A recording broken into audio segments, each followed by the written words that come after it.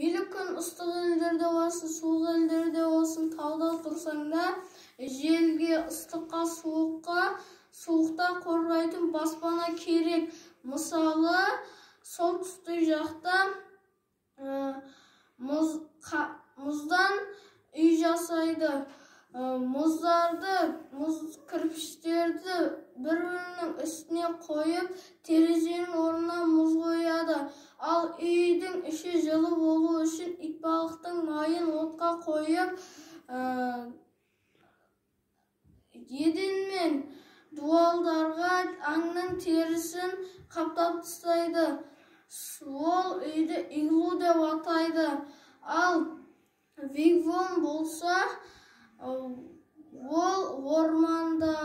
ормандағы адамдар қолданады. Оны жас шыбықтан жасайды. Ал бамбук үйі болса, бамбук үйі Жапонияда бар. Ол бамбук үйі жер сілкінісіне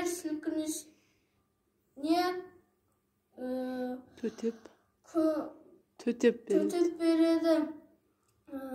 Ал джонка ол кеме деген кеме бар. Оның ішінде отбасы мен адамдар тұрады. Балық аулағанда да бәрі бала шағаларымен келеді.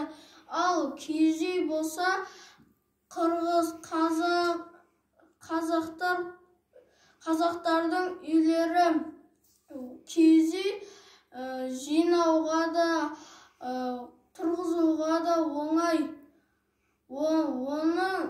Оны қаңқасы ағаштан жасалынады.